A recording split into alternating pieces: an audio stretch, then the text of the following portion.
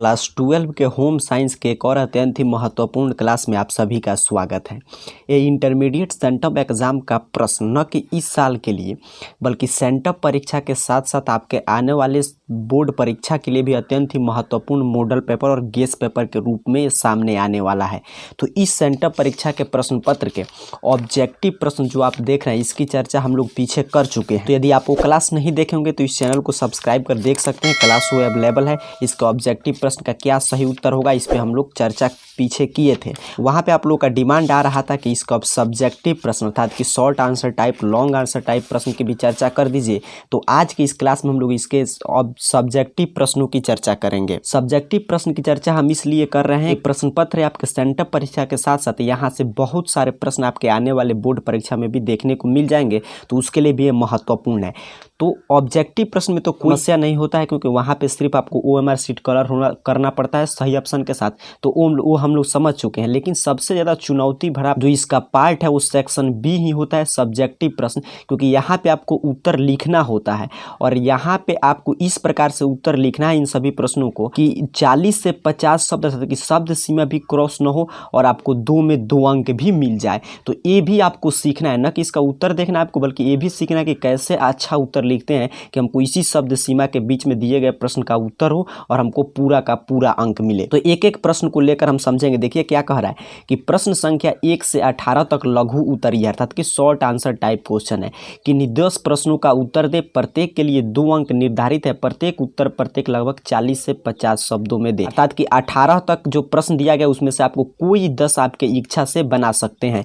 तो अब सवाल है कि इस 18 प्रश्न में से कौन सा 10 प्रश्न आप बनाएंगे, तो आपको वहीं परीक्षा में हल करना है जो आपको याद होगा। तो दूसरा प्रश्न यहाँ पे कि आज हम लोग कौन सा, मैं आपको इसका उत्तर बताऊंगा इस 18 में से 10, तो मैं 10 वही प्रश्न का उत्तर बताऊंगा। तो इस 18 में से मुझे लगता है कि इस साल बोर्ड परीक्षा के लिए महत्वपूर्ण है और बोर्ड परीक्षा में आने की संभावना है। तो पहला प्रश्न बड़ा ही महत्वपूर्ण है, पूछा है अंतःस्रावी ग्रंथि निम्नलिखित को परिभाषित कीजिए। इसको परिभाषा देना है आपको 40 से 50 शब्द में, 2 अंक के प्रश्न है। तो आइए देखते हैं अंतःस्रावी ग्रंथि को आप किस रूप में परिभाषित कर सकते हैं।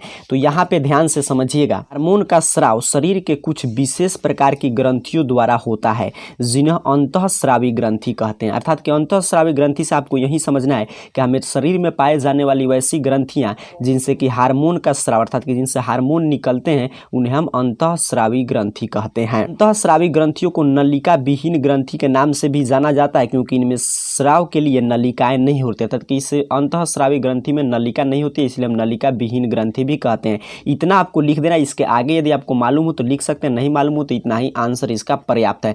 तो ऐसे ही आप परीक्षा भवन में उत्तर लिख कर आइएगा। चलिए अब आगे बात करेंगे जो इस साल के लिए महत्वपूर्ण प्रश्न है, वही मैं 10 प्रश्न का उत्तर आपको बताऊंगा।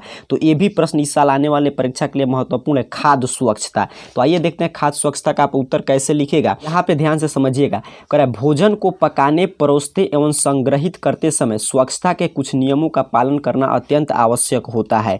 इसे ही खाद्य स्वच्छता कहा जाता है। अर्थात कि आप खाना किसी के लिए पकाते हैं या परोसते हैं या संग्रहित करते हैं तो उस समय कुछ नियम का पालन करना जरूरी होता है और वही नियम खाद्य स्वच्छता कहा जाता है। अब इस नियम के पालन करने से क्या फायदा है, तो इस नियम का पूर्ण रूप से पालन करने से भोजन दूषित होने से बच जाता है। और भी आप इसमें लिख सकते हैं कि इस नियम का पालन नहीं करने से भोजन दूषित हो जाता है और दूषित भोजन ग्रहण करने से आप जानते हैं हमारे शरीर में किस किस प्रकार की बीमारियों का सामना करना पड़ सकता है। चलिए आगे बढ़ेंगे और यहाँ पे चौथा नंबर प्रश्न भी इस साल के लिए महत्वपूर्ण है। तो इसका भी उत्तर देखते हैं कि मिलावट को ये सभी प्रश्न कहा है कि इनको परिभाषित कीजिए। तो मिलावट का उत्तर आप कैसे लिखिएगा, तो यहाँ पे आप ऐसे लिख सकते हैं कि मिलावट एक ऐसी प्रक्रिया है जिसके द्वारा खाद्य पदार्थ के गुण, पोषकता अथवा प्रकृति में परिवर्तन आ जाता है। अर्थात कि मिलावट करने से आप जानते हैं कि हम किसी भी चीज़ में अगर मिलावट करेंगे तो उसके गुण पोषक तत्वों में कमी आएगा ही आएगा, उसके प्रकृति में भी परिवर्तन आ जाएगा। मिलावट का कारण मुनाफा कमाने की लालच है। आप जानते हैं मिलावट कोई भी व्यक्ति क्यों करता है, ताकि वो ज़्यादा से ज़्यादा मुनाफा कमा सके, जिससे मिलावट करने वाले के नैतिकता का पतन होता जाता है और उपभोक्ता को स्वास्थ्य संबंधी समस्याओं का सामना करना पड़ता है। चलिए आगे हम बढ़ेंगे और देखते हैं इधर कौन कौन से महत्वपूर्ण प्रश्न है। तो यहाँ पे देखिए पारिवारिक आय भी इस साल के लिए महत्वपूर्ण है। तो इसका भी उत्तर हम लोग जान लेते हैं कि पारिवारिक आय को आप कैसे लिख कर आएंगे। तो यहाँ पे ध्यान से समझिएगा क्या कह रहा है, पारिवारिक आय वह क्रय शक्ति है जो परिवार एक खास समय में प्राप्त करता है। इसके साथ परिवार के द्वारा बनाई गई या प्राप्त की गई वस्तुएं तथा सुविधाएं भी शामिल हैं। अर्थात कि इसका मतलब है कि पारिवारिक आय, आप जानते हैं क्या होता है कि कोई भी परिवार का जितना आय होता है उसे हम मोटा मोटी शब्दों में बोले तो पारिवारिक आय कहते हैं। चाहे वो एक खास समय में वस्तु के द्वारा आय प्राप्त की गई, सुविधा भी प्राप्त किया गया, ये सभी सम्मिलित करते हैं हम पारिवारिक आय में। चलिए आगे बढ़ेंगे। यहाँ से जो प्रश्न फिर देखते हैं कौन सा महत्वपूर्ण प्रश्न है, तो यहाँ पे भी महत्वपूर्ण प्रश्न है बचत खाता। तो इसका भी उत्तर देख लीजिए, बचत खाता का उत्तर क्या होगा। जनता में बचत की आदत को प्रोत्साहन देने के लिए बैंकों द्वारा बचत खाता खोला जाता है। अर्थात कि आपके अंदर बचत करने की इच्छा शक्ति जागृत हो, इसके लिए बैंक के द्वारा बचत खाता खोला जाता है। अधिकांश बैंकों में यह खाता 500 रुपये जमा कर शुरू किया जा सकता है और जमाकर्ता इसमें कभी भी धन जमा करवा सकते हैं। इस जमा राशि पर बैंक ब्याज भी देता है। तो ये बचत खाता के बारे में फैक्ट्स है जिसे आप याद रख सकते हैं। मैंने बताया कि हम लोग इसमें जो भी पूछा गया इसमें से टोटल 10 प्रश्न मैं आपको बताऊंगा, उसका उत्तर भी, बट वही प्रश्न मैं आपको बता रहा हूं जो इस साल के लिए बोर्ड परीक्षा के लिए भी उपयोगी मालूम पड़ रहा है। चलिए यहाँ पे इसके नीचे भी बड़ा उपयोगी प्रश्न है, कह रहा है उपभोक्ता संरक्षण, कंज्यूमर प्रोटेक्शन क्या है। तो आइए इसका भी उत्तर देखते हैं। उपभोक्ता संरक्षण के बारे में आप कैसे लिखिएगा, तो यहाँ पे ध्यान से समझिएगा।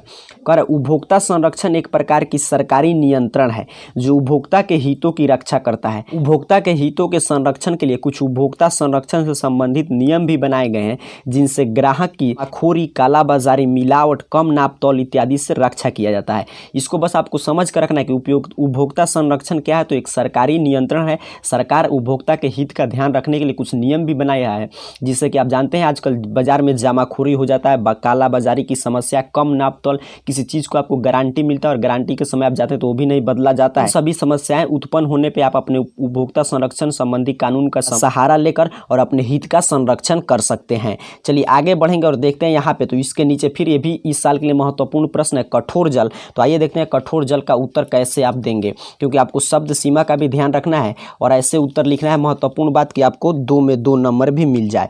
तो यहाँ पे ध्यान से देखिएगा, कठोर जल हम कह सकते हैं कि ऐसे जल को कठोर जल कहते हैं जिसमें खनिज लवण की अधिकता होती है। अर्थात कि जब जल में खनिज लवण की अधिकता हो जाएगी तो उसे हम क्या कहते हैं, कठोर जल। इसमें कैल्शियम एवं मैग्नीशियम के बाइकार्बोनेट एवं कार्बोनेट उपस्थित रहते हैं।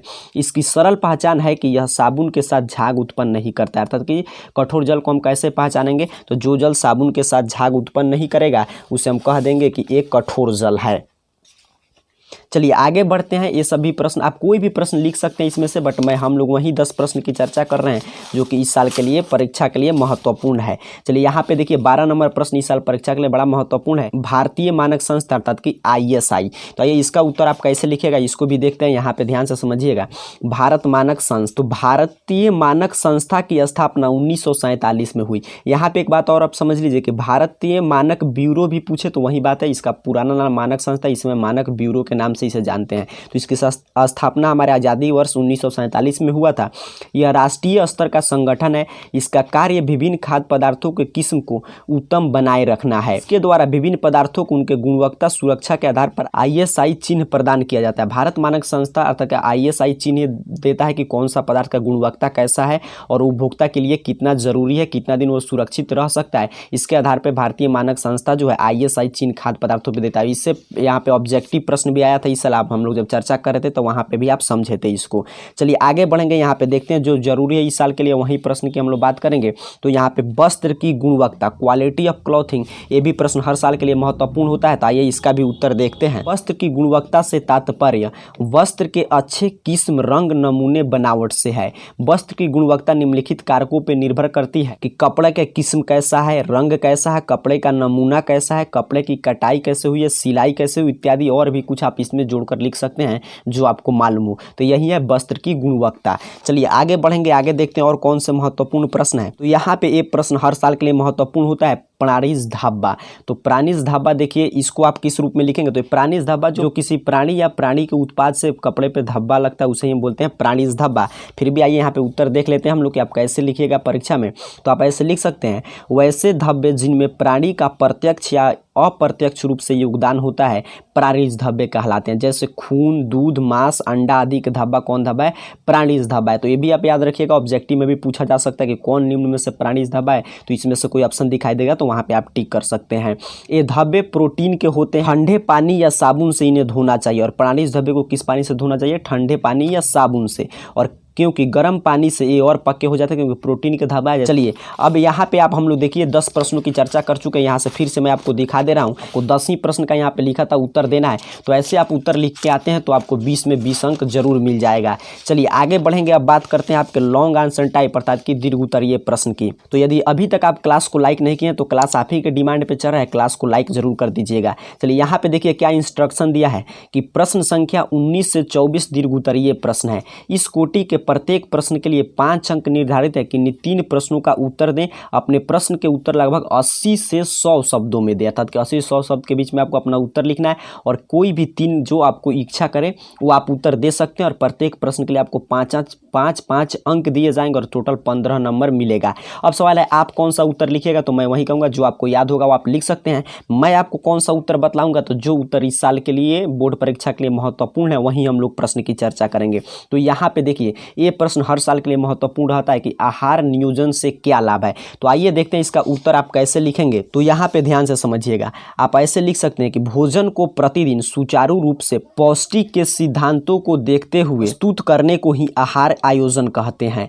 आहार आयोजन से निम्नलिखित लाभ हैं। अब यहाँ पे देखते हैं कौन कौन से लाभ हैं। तो समय, श्रम तथा ऊर्जा की बचत। यहाँ पे एक और बात देखिएगा, लॉन्ग आंसर टाइप प्रश्न आपको 100 शब्द लिखना है। मैं आपको 100 शब्द नहीं बता रहा हूँ, मैं आपको सिर्फ मूल बिंदु और मूल पॉइंट्स बता दे रहा हूँ कि जो कि आहार आयोजन से संबंधित। आप इन सभी पॉइंट पे विस्तार से परीक्षा में लिखकर 100 शब्द पूरा कर सकते हैं। और लॉन्ग आंसर टाइप याद करने का यही तरीका भी होता है कि आप मेन पॉइंट को याद रखें और इसके विस्तार को आप समझ कर रखें और विस्तार से एग्जामिनेशन हॉल में आपको लिख कर आना है। तो पहला आपको क्या इससे फायदा है कि समय, श्रम तथा ऊर्जा की बचत होती है, क्योंकि हम पहले से हमको मालूम होता है कि अच्छा हमको ऐसा ऐसा आहार बनाना है, तो हम वहाँ पे पहले से सब चीज़ तैयारी कर सकते हैं। दूसरा, आहारों में विविधता एवं आकर्षण पाया जाता है आयोजन करके। फिर तीसरा है बच्चों में अच्छी आदत की विकास होती है, इसके बारे में भी आप कुछ लिख सकते हैं। फिर परिवार की आय व्यय बजट में संतुलन बना रहता है, क्योंकि आयोजन हम पहले से इसमें सोचते हैं तो हम अपने आय बजट के अनुसार ही आहार को तैयार करेंगे।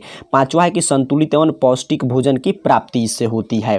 तो इसके विषय में आप इतना याद रखें और इस सभी के विषय में लिखकर 100 शब्द पूरा कर सकते हैं। चलिए आगे बढ़ते हैं और देखते हैं कौन आपको लॉन्ग आंसर टाइप है। जो भी आपको इच्छा हो लिख सकते हैं, बट हम लोग बोर्ड परीक्षा के दृष्टिकोण से चर्चा कर रहे हैं। तो यहाँ पे 3 ही प्रश्न का उत्तर देना था, हम लोग एक प्रश्न दे दिए। दूसरा प्रश्न ये महत्वपूर्ण है इस साल के बोर्ड परीक्षा के लिए, करें कपड़ों के संग्रह से पूर्व नियमों की क्या करें। अर्थात कि आपसे पूछा है कि कपड़ा संग्रह करते समय हमें किन किन नियमों का ध्यान में रखना चाहिए। तो यहाँ पे ध्यान से देखिएगा, फिर मैं आपको मेन पॉइंट बता दे रहा हूँ, इसके बारे में आप विस्तार से लिखिएगा, समझिएगा। आप ऐसे उत्तर लिख सकते हैं कि कपड़ों को संग्रह करने से पूर्व कुछ नियमों को ध्यान में रखना चाहिए। अब एक मैं 5 ही बिंदु गिना रहा हूँ, आप बहुत सारे बिंदु लिखकर उसके बारे में लिखकर आपको बस ये ध्यान रखना है कि 100 शब्द तक ही आपको उत्तर होना चाहिए। रंग के अनुरूप वस्त्रों का संग्रह करना चाहिए, ऋतु एवं मौसम के अनुरूप वस्त्रों का चयन करना चाहिए, आकृति के अनुसार वस्त्रों का संग्रह करना चाहिए, फैशन के अनुसार वस्त्रों का संग्रह करना चाहिए और रुचि के अनुरूप वस्त्रों का संग्रह करना चाहिए। तो ये इस प्रश्न के मूल बिंदु है, इसे आप याद रखें। बाकी आप अपने से कुछ भी जोड़कर लिख सकते हैं जो कि प्रश्न से रिलेटेड है। चलिए इधर पलटेंगे, 3 ही प्रश्न का आंसर देना था, हम लोग 2 दे चुके हैं। तीसरा ये महत्वपूर्ण प्रश्न है कि मानव शरीर में जल के कार्य का वर्णन करें। तो आइए देखते हैं इसका उत्तर आप कैसे लिखेंगे। यहाँ पे ध्यान से देखिए, इसे प्रश्नों का मैं फिर से रिपीट कर दे रहा हूँ। लॉन्ग आंसर टाइप के कुछ बिंदु आपको याद रहना चाहिए जो महत्वपूर्ण है, जो आप गलत नहीं कर सकते हैं। बाकी आप अपने समझ कर रखिएगा और उत्तर लिख कर आइएगा, आपको अच्छा अंक मिलेगा। कह रहा है जल के शरीर में अनेक कार्य हैं, क्योंकि कोशिकाओं में होने वाले समस्त रासायनिक परिवर्तन जल पर ही आधारित है। शरीर के पूरे वजन का आप जानते हैं 55 से 70% भाग पानी का ही होता है। अब जैसे शरीर के निर्माण कार्य में भी पानी का बड़ा योगदान है। आप जानते हैं कोशिका से लेकर हमारा ब्लड या इतना भार, तो अस्थि मस्तिष्क में ज़्यादा से ज़्यादा भाग पानी का ही होता है। तो इसके बारे में भी आप लिख सकते हैं। फिर ताप नियंत्रण के रूप में जल भूमिका अदा करता है हमारे शरीर में, इसके बारे में भी आप लिख सकते हैं। शरीर के निरुपयोगी पदार्थों को बाहर निकालने में जल मदद करता है, पढ़े होंगे। पोषक तत्व एक दो जगह से दूसरे जगह जल में ही घुल कर जाते हैं, घोलक के रूप में कार्य करता है, और भी बिंदु लिख सकते हैं। उम्मीद करता हूँ आप समझे होंगे कि कैसे लिखते हैं होम साइंस में और साथ ही साथ इन सभी प्रश्नों का ये जो मॉडल पेपर के रूप में बिहार बोर्ड दिया, इसको विस्तार से गहन अध्ययन जरूर कर लीजिएगा कि मैं आपको इसका हर एक प्रश्न को बता चुका हूँ। यदि आप प्रत्येक क्लास देखेंगे ऑब्जेक्टिव सब्जेक्टिव ऐसे तैयारी करके जाते हैं तो आपका 70 में 70 अंक जरूर मिलेगा। इस क्लास को लाइक कर दीजिएगा और चैनल पर नए हो तो सब्सक्राइब कर लीजिएगा। साथ ही साथ कोई भी दिक्कत समस्या होगा तो नीचे कमेंट बॉक्स में जरूर बताइएगा। आपके फिर समस्या के साथ हम क्लास लेकर एक चर्चा जरूर करेंगे। तब तक के लिए आप सभी को बहुत बहुत धन्यवाद।